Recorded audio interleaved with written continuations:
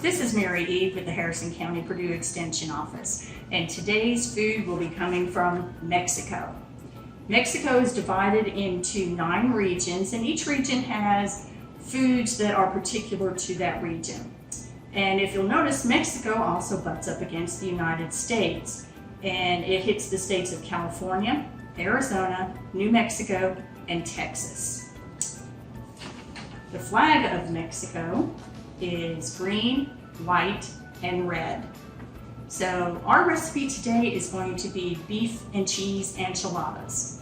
And to make this recipe, we're going to make a couple of things. We're going to make a taco spice seasoning. We're going to make our own homemade enchilada sauce. And then we're going to do a quick ground beef with onion and part of the taco seasoning that we're going to make now. Okay, let's go into the taco seasoning beginning with the ingredients. Ingredients I already have measured out.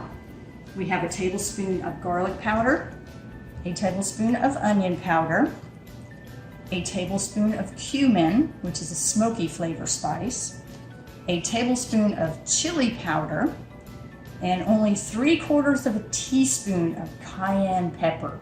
This is the heat. Now this stuff is very easy to make. Once you get everything measured, you can just dump it in a jar. You can use a bowl if you like, but since we are not using all of this mix in our recipe for the beef enchiladas, we want something that we can store it in later. So basically we just put all the ingredients in our jar,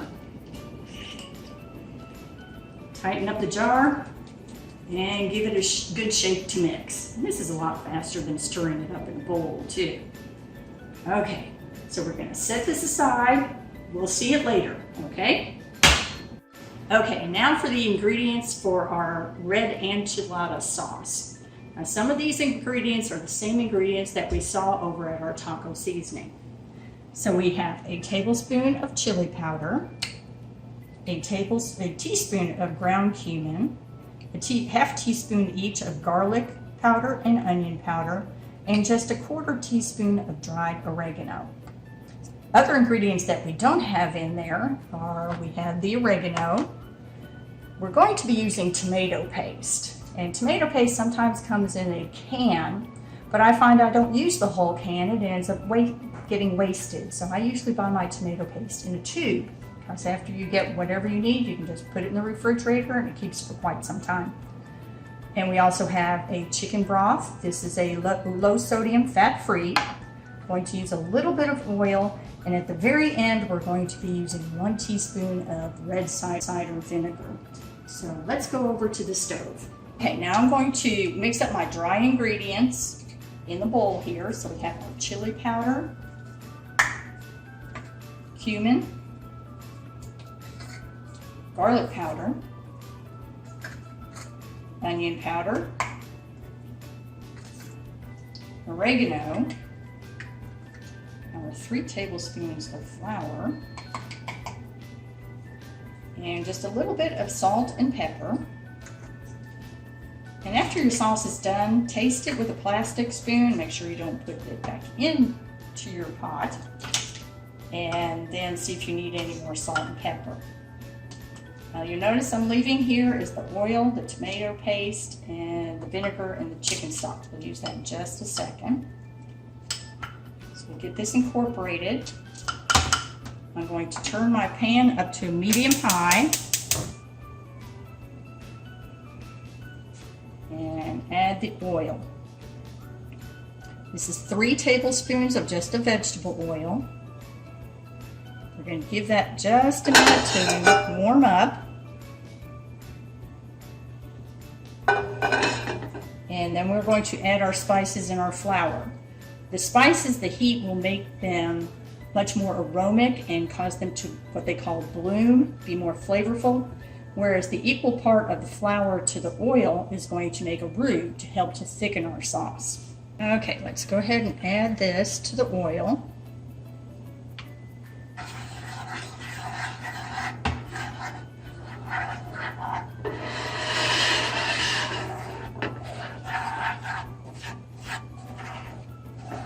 It's going to make a paste. which is what our roux is. And we want to make sure it is all incorporated with the oil and that the flour has a bit of time to cook so that you won't taste the flour. It's only for the thickening.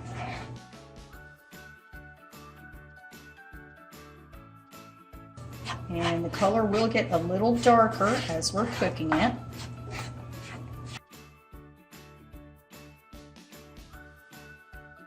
Okay, that's well incorporated. We'll go ahead and add our 2 tablespoons of tomato paste. And that will give it a rich tomato flavor without adding a lot of liquid. And tomato paste also helps to thicken your sauce. And after we get that all mixed in,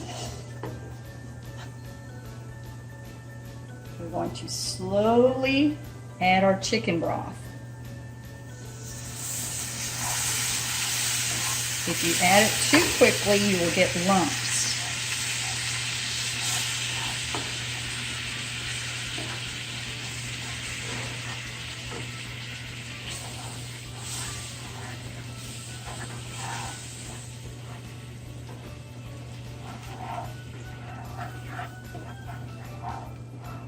And this should have a rich flavor, but should not be too overpowering for those people who do not like heat in their spices.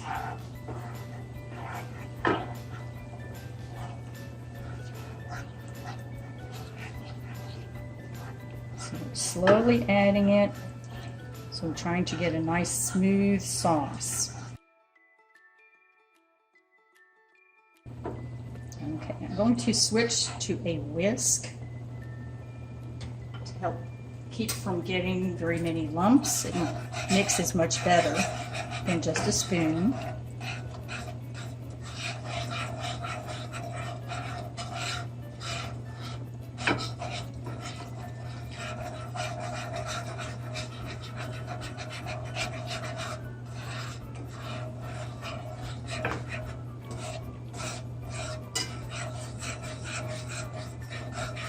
I only have about another half cup of the chicken broth to put in here.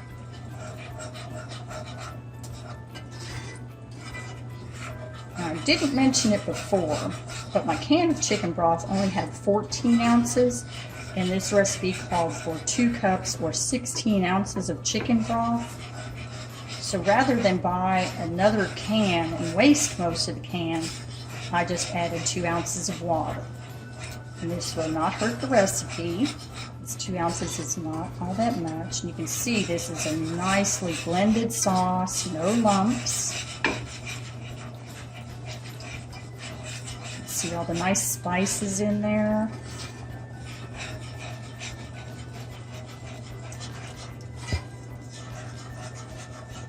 We're keeping this on a medium-high heat. After I'm done putting in all the chicken broth, we're going to let this simmer for about 5 to 7 minutes. And after it is done simmering, which will help to incorporate all the spices, we're going to add just a teaspoon of vinegar. And that just gives it a little bit of bite and helps to brighten it up. So I'm going to put this back on another burner, turn it down to a simmer, and let it go while we make the beef mixture. I've already browned my ground beef and have it pretty chunked up here. I did also rinse off the excess fat. There is still a little moisture down in the bottom of the pan because we do need to saute an onion with this. So I've already cut the 2 ends off of the onion. This one I went ahead and took off the outer layers. And everybody has their own way of dicing an onion. This way just seems to work for me.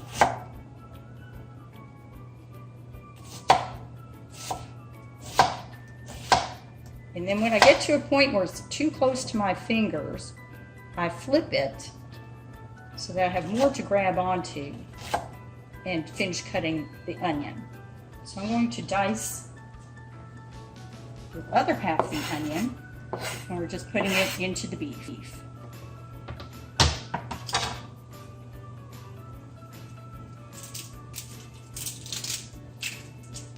Took off the outer edges. Sliced it. And one of the reasons you slice the onion in half before you start slicing it is so that you have a nice flat surface down here, so your onion's not rolling around on you. Again, just get to the point where it's too close to my fingers, flip it, and make a couple of more cuts. And into the pan it goes. We're going to give it a few minutes to cook the onions, and then we're going to be adding our taco sauce that we made earlier, or taco spice that we made earlier. So we'll be back in just a few minutes. Okay, our red enchilada sauce has been simmering away for a good 5 to 7 minutes. So we're going to add our 1 teaspoon of vinegar. Stir that in. And turn off the heat. And let that rest for just a second while we finish off the ground beef. Okay, our onions are nice and translucent. Our beef is broken down pretty well, so we're going to add our homemade taco seasoning. Now, if you don't have all the ingredients for homemade taco seasoning, it is okay to go ahead and use a packet of taco mix. So it's okay to experiment while you cook.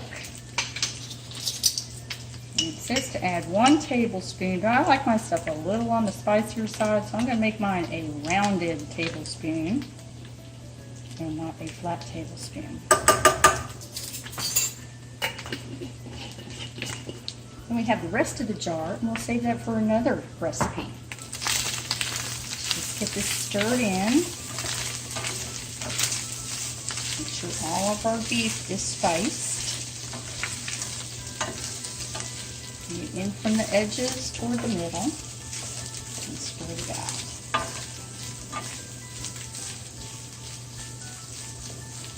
Okay, now it's time to assemble our enchiladas. Okay, as you can see, I've got my kitchen all nice and neat and clean while these things were cooking. So we're going to start assembling.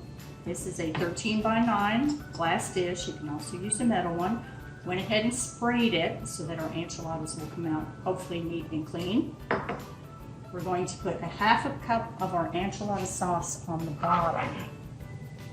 And this will also help our enchiladas to come out nice. That wasn't quite full, so there we go. And we'll stir that around so we have a nice even layer on the bottom.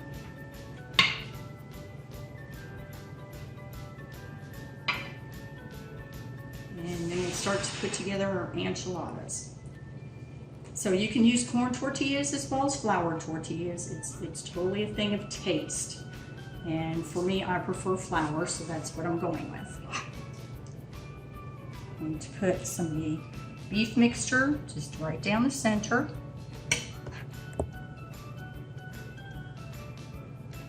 And if you wanted to add something to this, you could also add refried beans, black beans, or maybe some corn. We're going to add some of the cheese into each enchilada, and then we'll be adding more cheese on the top when we are done. So I'm going to roll this up, and you put it so that this side will be down against your sauce. And we'll just make some more enchiladas till we fill the whole pan.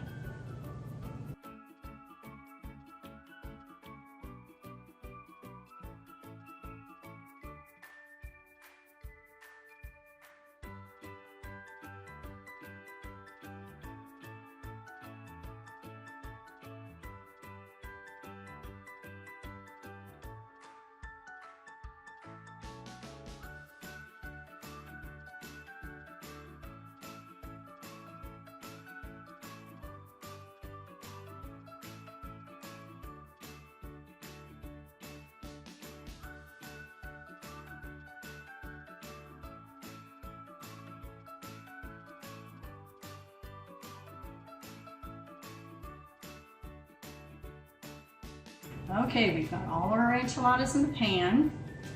And I probably could have used a little more beef in some of those. I have some left over, but it's good for a snack. Now, our enchilada sauce, we're going to go ahead and pour over our enchiladas. And I've already preheated the oven to 350 degrees. This will bake for 15 to 20 minutes covered to keep the heat in and to keep our enchilada shells from drying out. And then when that part's done, we're going to go ahead and put more of our cheddar cheese and Monterey Jack cheese mixture over the top of this and make it all lovely and cheesy. Trying to make sure we have the ends all done here.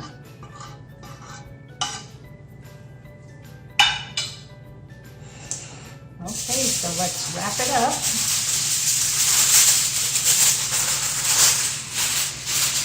And we can tent it a little bit in the middle so that it doesn't touch the sauce as much.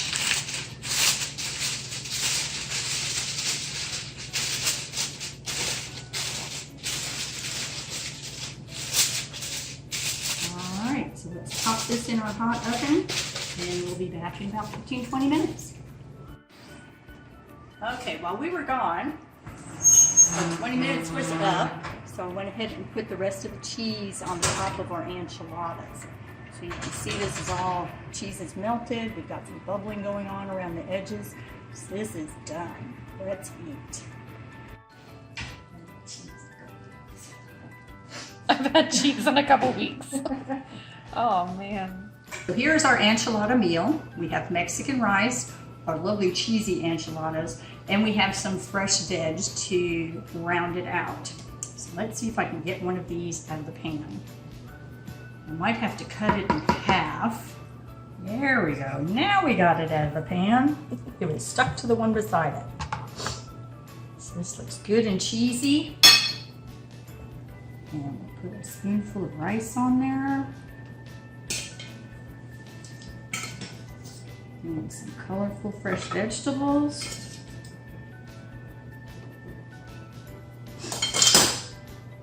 And we'll see how this tastes.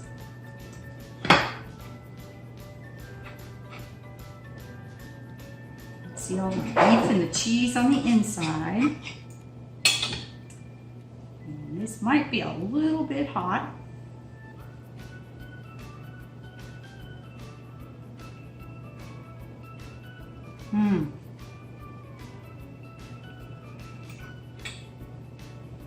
It is hot.